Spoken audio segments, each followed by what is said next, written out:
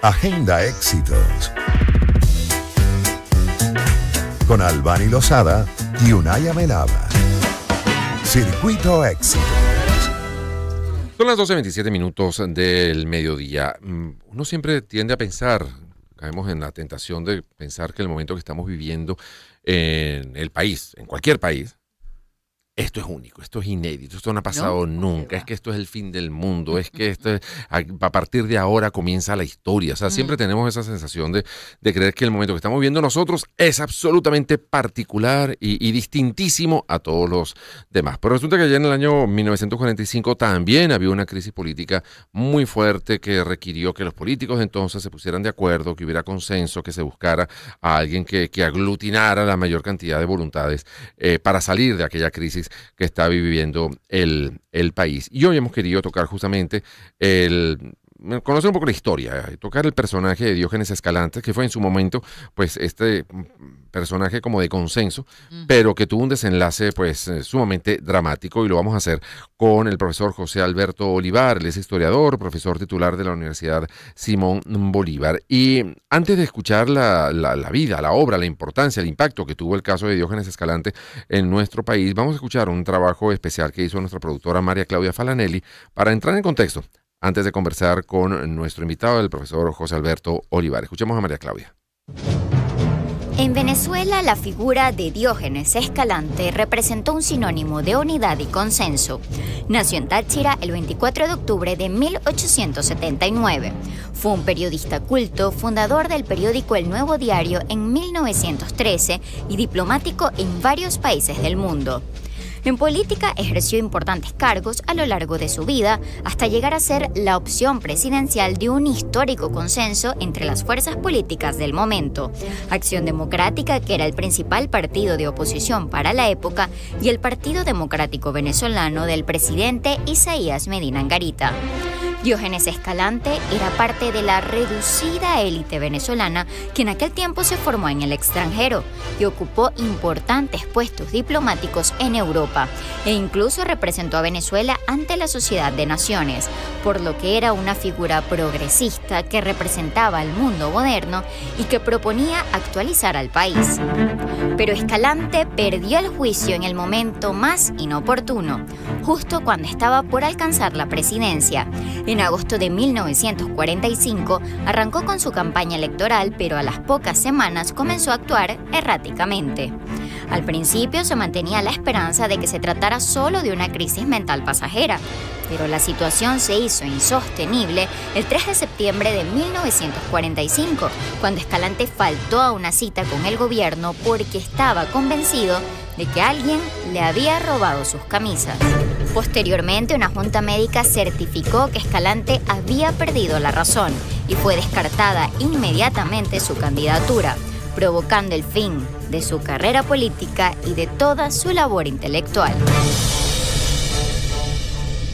Gracias a María Claudia Falanelli, parte de nuestro equipo de producción de Agenda Éxitos. Bienvenido, profesor Olivar, a nuestro programa, y muy agradecido sobre todo que venga hasta el estudio para que no haya cortes de ningún tipo y que podamos hablar largo y tendido acerca de la vida y obra de Diógenes Escalante. Su vida política, se podría decir que, o por lo menos el interés por la política y también por la literatura, surgió desde muy pequeño, ¿no? Venía de familia de políticos, por lo menos su padre lo fue.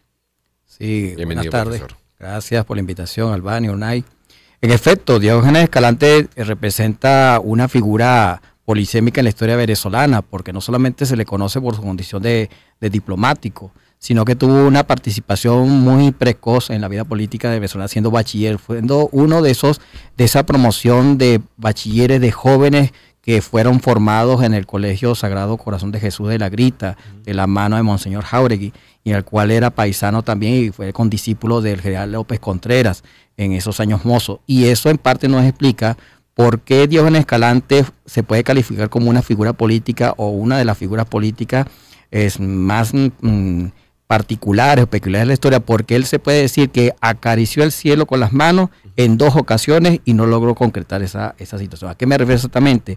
En 2 ocasiones estuvo muy cerca, pero muy cerca, de ocupar la presidencia de la República, primero en 1941, al final del término de López Contreras, y luego en 1945 donde tuvo la posibilidad cierta de alcanzar finalmente esa meta, que significaba la concreción de una larga carrera política que había comenzado en 1898. Además llama la atención que sea un civil ese personaje, ¿no? De consenso, porque teníamos una larga tira de gobiernos encabezados por militares y el consenso surge entonces de la mano de un civil. ¿Qué características tenía Escalante como para que lograra poner de acuerdo o ser del beneplácito de tantos sectores del país en Venezuela? Bueno, te digo que hay que tomar en consideración que la Venezuela de 1945, de esa primera mitad del siglo XX, estaba regida por un régimen político que venía de principios del siglo, es decir, de lo que se conocía como el periodo de los andinos en el poder, y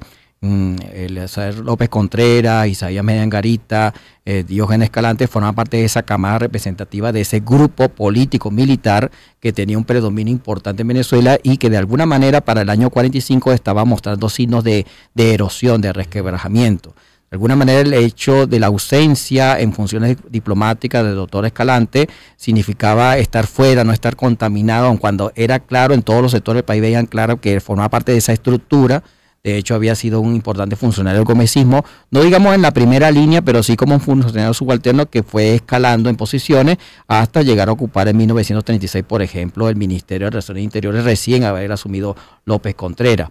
Entonces, esta larga permanencia y sobre todo en la coyuntura de lo que significó la llegada de los cambios políticos en Estados Unidos con la aplicación del nuevo trato, de la mano de Franklin Roosevelt, todos esos planteamientos de lo que significó posteriormente la Gran Depresión y el proceso de recuperación económica que se va a dar, va a ser que el Diógenes Escalante de 1945, que ya un poco más de los 60 años, exactamente 65 años de edad, sea un hombre con una amplia madurez política, que pese a su edad tenía ideas frescas, tenía planteamientos de cómo ajustar a Venezuela en el marco de lo que significaba el nuevo orden que se iba a construir post-guerra mundial, post-segunda guerra mundial.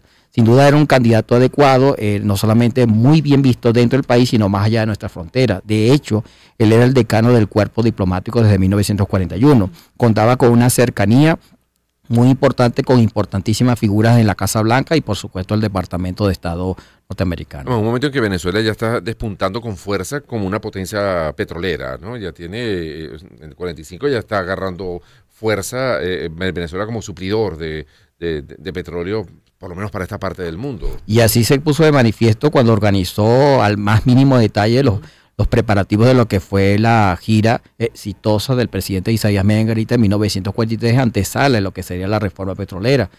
Y allí esa cercanía, ese estrecho contacto que tuvo Escalante en representación de Venezuela y la relación personal que él llegó a cultivar, sin duda que lo hacía un potencial jefe del Ejecutivo Nacional venezolano que sería muy bien recibido por parte del gobierno de los Estados Unidos en el contexto del marco internacional de la época. Y eso es lo que nos explica en líneas generales el porqué de ese gran consenso y de la gran frustración que el país vivió cuando se dio a conocer su situación que lo determinó, su salida del juego político.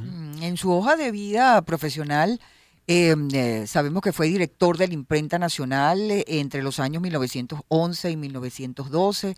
Después, en 1913, propuso la creación del periódico El Nuevo Diario, que se convirtió en vocero del régimen gomecista.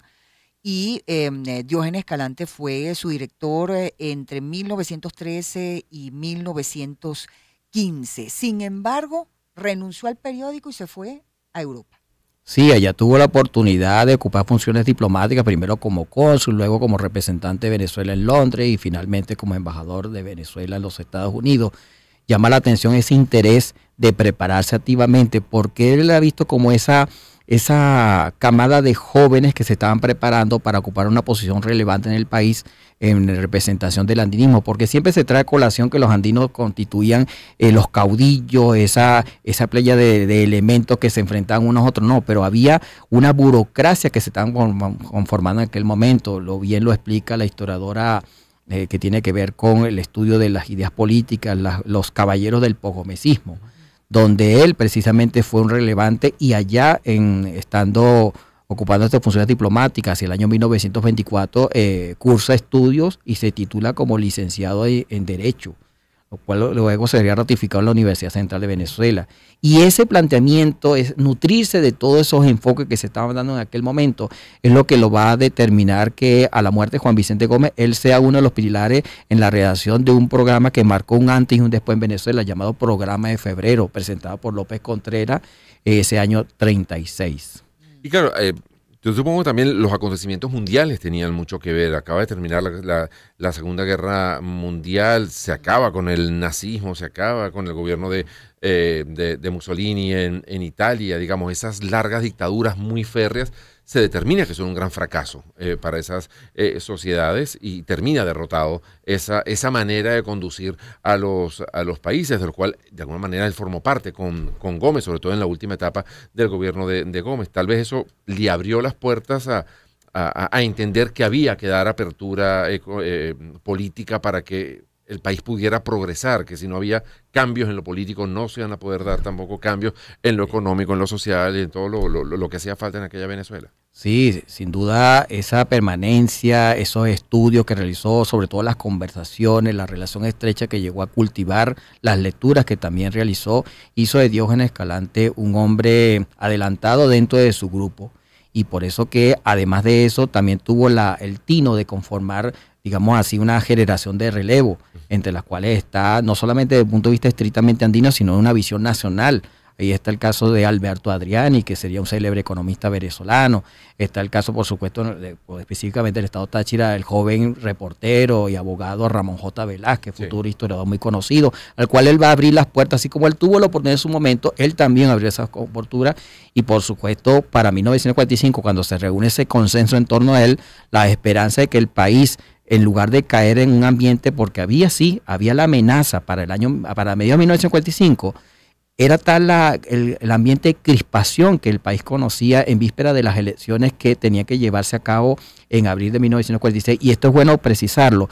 En aquel momento, de acuerdo con lo que pautaba la Constitución, no eran elecciones generales, así como, digamos así, se estila las democracias liberales, sino que era una elección por el Congreso, de acuerdo con la Constitución. Entonces, quien tuviese mayoría en el Congreso, en las dos cámaras, diputados y senadores, obtenía la presidencia, era proclamado presidente. Okay. Un poco el modelo que vemos a lo mejor en España. Sí, siguiente el modelo.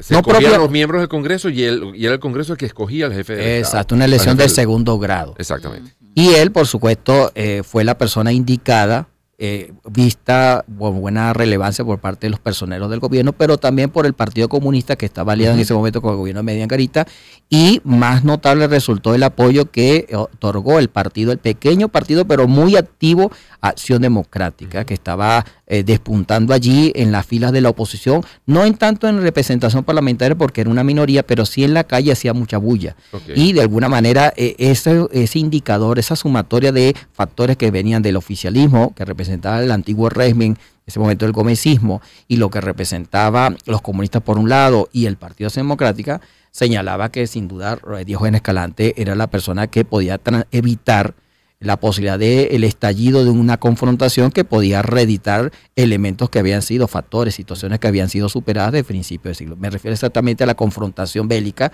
que había lamentablemente sido atenuada por la vía de la dictadura de Juan Vicente Gómez. ¿Qué se sabe de su personalidad? ¿Qué lo caracterizaba? ¿Cómo era? ¿Era un político conciliador? Y en cuanto baja su vida personal, ¿era una persona cercana, simpática?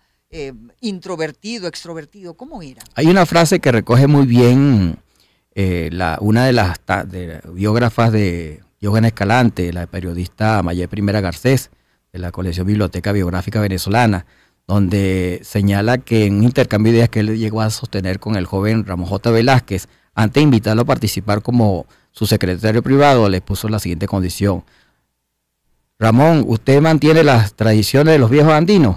Y entonces el doctor Velázquez le dijo, bueno, sí, por supuesto, recuerde, pararse muy temprano y no hacerse ni ver ni escuchar.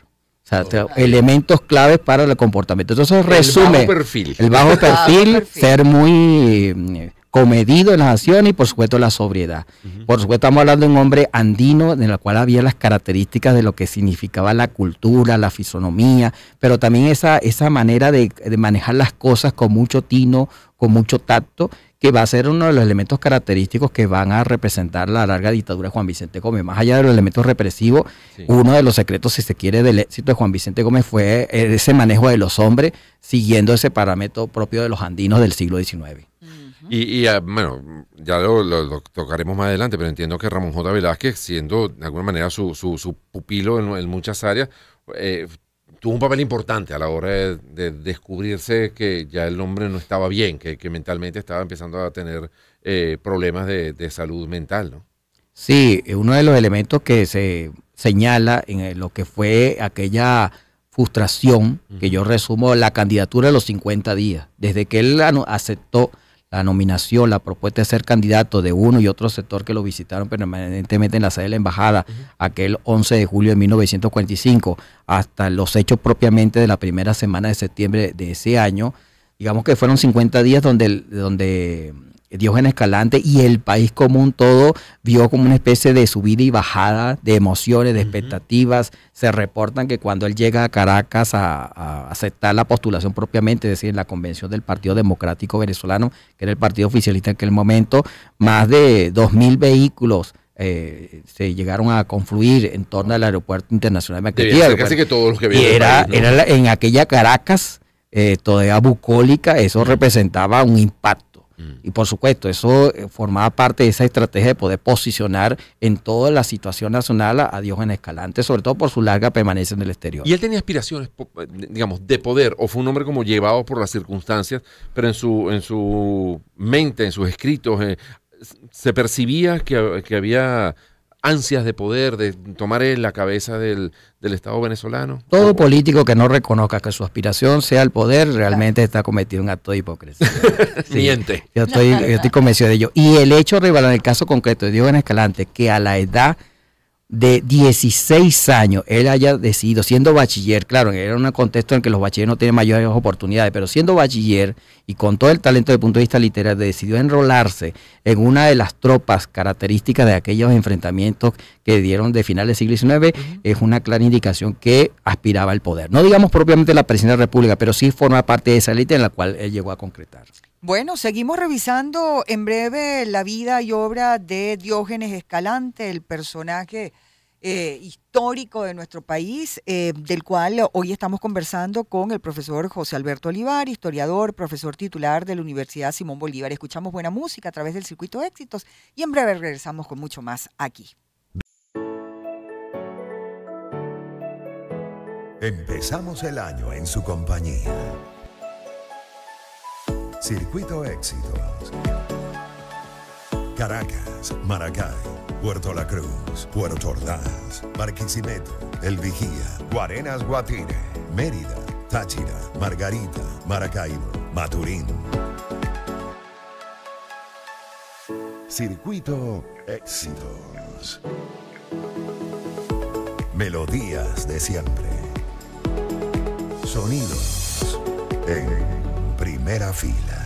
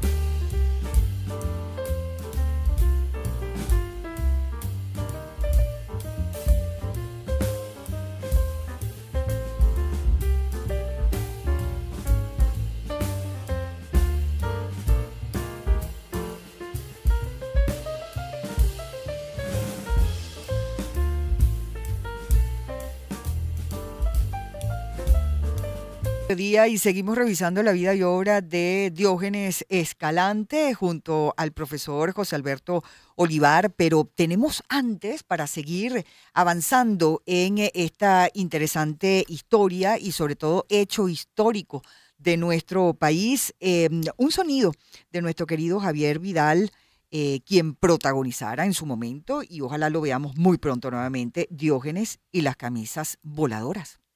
Diógenes y las camisas voladoras la escribí en el año 10, se estrenó en el 11, y llego a ella porque en el año 89, cuando Oscar Llanes leyó su novela romántica En el aire, además que me dijo, usted está vibrando, me dijo, ¿por qué no tocas el personaje de Diógenes Escalante? Diógenes Escalante es un personaje trágico en una situación cómica. Por supuesto lo fui dejando porque mis actividades como director y actor de televisión pues se me hacían muy difíciles. Pero ya cuando observé que en Amores de última página de Oscar Llanes aparece todo este reportaje, largo reportaje de Diógenes Escalante. Malle Primera publica su biografía y Francisco Zuniaga su novela. Es momento para su teatralidad. La pieza está Diógenes Escalante, en esa oportunidad del estreno lo interpreté yo, y están sus dos antagonistas, que es el coleguita y el secretario. La situación se desarrolla en el Hotel Ávila desde el momento que conoce a Ramón J. Velázquez, que le hace un reportaje para Últimas Noticias, y cómo se va perdiendo la noción de la realidad. Bueno, se va enloqueciendo. La famosa llamada de Arturo Larpietri, seguidamente por la de Medina Angarita, la visita, por supuesto, de Tejera, el doctor Tejera, y del papá de Francisco Herrera Luque, que fue uno de los psiquiatras que lo trató, y bueno, toda la historia que saben después, que la visita de Rómulo Gallegos y Acción Democrática, que ya habían pactado con él para que la situación tuviera un desarrollo democrático pues sin tantos golpes ni contragolpes. Realmente la locura de Diógenes Escalante fue un momento pues muy trágico para nuestra democracia y para un proceso que pareciera, el hubiera no existe, ya sé, en la historia, pero había posibilidades de que el proceso democrático fuera un poco más lento y más consolidado y no se produjera el fatídico golpe del 45 que los adecos comenzaron a llamarlo la Revolución de Octubre. Gracias a nuestro querido Javier Vidal por participar el día de hoy en el programa también, bueno, con este sonido y verdaderamente, bueno, una gran crisis política en ese momento. Pero revisemos exactamente lo que ocurrió. ¿En qué momento le comenzó esta enfermedad a Diógenes Escalante, profesor? Se dice que fue las primeras manifestaciones, digamos así, de pausas mentales, de pérdida momentánea de la lucidez, se dio a principios de ese año 1945, pero no se le dio mayor importancia. No obstante, Diógenes Escalante, a medida que comenzó este proceso de visitas a la sede diplomática en la capital estadounidense, de la posibilidad de ser el candidato presidencial, siempre procuró en la medida de lo posible como de alargar la situación, de no dar respuesta, de no comprometerse, hasta que por supuesto se dieron los hechos cumplidos. Y muy probablemente el convencimiento de que se estaba preparando un posible pronunciamiento de algunos sectores de la oficialidad joven del Ejército Nacional de aquella época terminó de llevar al convencimiento de Diógenes Escalante que tiene que dar su cuota de sacrificio en beneficio del país. ¿Cuáles fueron los compromisos que asumió Diógenes Escalante para que esa candidatura adquiriera ese consenso nacional? No se trataba de un simple gobierno más, que debía comenzar, si todo hubiese marchado de acuerdo a los planes, en abril de 1946, y de acuerdo con la constitución vigente de la época, debía culminar en abril de 1951, periodo constitucional de 5 años. El compromiso y el cual Acción Democrática se une a esa línea de consenso es que Diógenes Escalante se comprometería durante ese periodo de gobierno, específicamente los 2 primeros años, de promover una reforma a la constitución vigente para establecer sí o sí la disposición que ya venía planteándose desde hace varios años de la elección del presidente de la República por voto universal, directo y secreto, además de extender el sufragio a la mujer, cosa que se había hecho en el 44 pero de manera muy tímida. Se trataba de la máxima expresión de la democracia liberal en Venezuela, que Diógenes Escalante consideró que el país estaba lo suficientemente maduro para ello, pese a la reticencia de algunos sectores del mismo andinismo al cual él pertenecía, pero que no tenían esa visión internacional, que consideran que no era el momento, mucho menos ni otorgar el derecho al voto a la mujer y mucho menos a los analfabetos, porque consideran que es una decisión muy delicada la escogerse un magistrado. Diógenes Escalante asumió ese compromiso y eso es uno de los elementos que se va a convertir en un signo distintivo de lo que era su programa de gobierno, que no llegó a ejecutar. Sí, hay que recordar que en aquella época eso, ni las mujeres ni las personas sin educación tenían derecho al voto. Ahora, ¿se sabe cuál fue el motivo? Porque edad pareciera que no era, 65 años, no pareciera ser una persona demasiado mayor como para empezar a sufrir de esos problemas de salud. Estrés sería, no sé. No, de acuerdo con los testimonios, es una reminiscencia de carácter familiar que algunos arrastraban y que por supuesto la carga de estrés, que por supuesto nada tiene que ver con este tiempo moderno de la actualidad, pero sus compromisos diplomáticos, su actividad permanente, vino de alguna manera a acelerar ese proceso de cierto declive. Lo sorprendente de esto es que su desaparición física no va a ocurrir inmediatamente.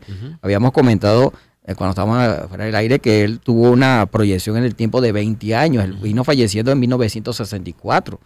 Y llama la atención que ese año 1964, dos de las personas que lo fueron a visitar en 1945 para terminarlo de convencer, estaban dándose ese proceso de consolidación de la institucionalidad democrática. Me refiero a Rómulo Betancourt, que estaba finalizando su gobierno y le estaba entregando a Raúl Leónez. Ambos, Betancourt y León, en representación del Partido Acción Democrática, fueron los que lo visitaron en julio de 1945 para terminarlo ya de convencer de asumir esa candidatura de consenso y nacional. la cosa fue así como lo narran en las novelas y en la obra de teatro, que de la noche a la mañana él ya estaba completamente desorientado y se negaba a ir a la reunión que tenía, decía que le habían quitado las camisas o que las camisas estaban volando por la habitación y que no las podía, o sea, ya en un absoluto delirio. ¿Quién fue testigo de eso? No creemos que fue un absoluto delirio. O sea, fue un momento en el cual tuvo esa pausa y eso va a determinar que estuviese como una especie de achaque en el sentido, bueno, perdí mis camisas, perdí mi chequera, perdí mis pañuelos, un elemento muy propio del signo distintivo de la vestimenta, del carácter, de la proyección, de lo elegante, de lo que significaba la elegancia en aquel momento, la caballerosidad que despuntaba mucho Diógenes Escalante.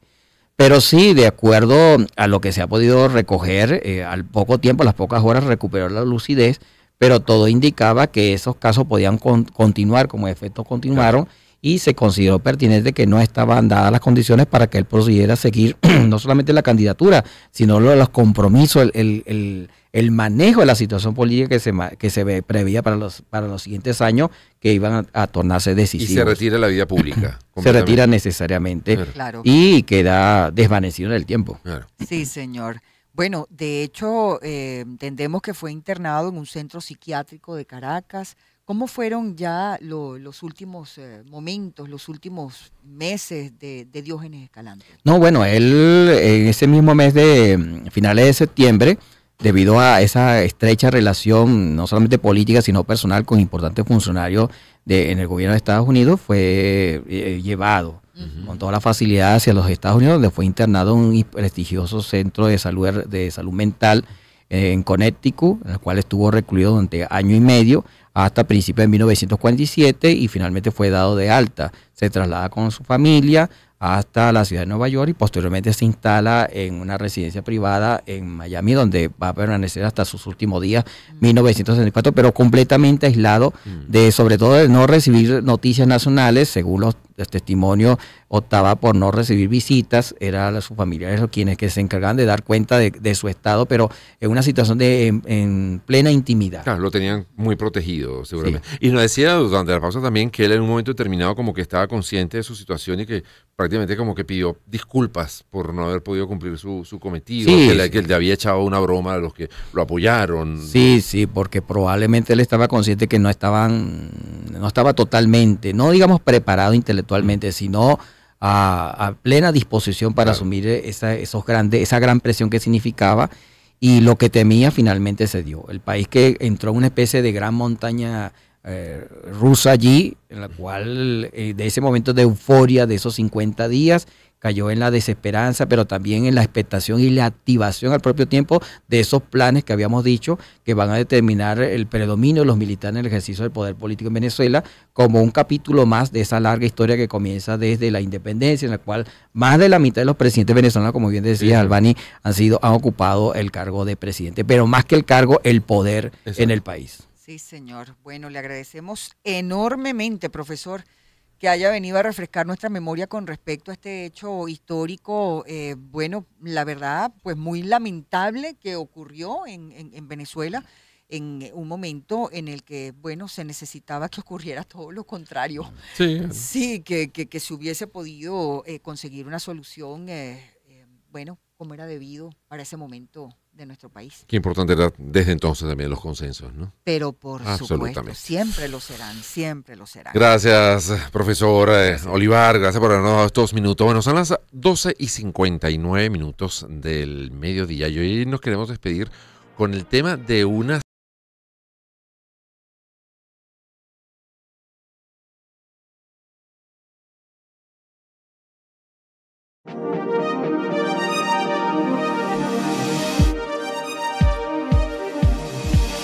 Una agenda que está al día con la movida actual.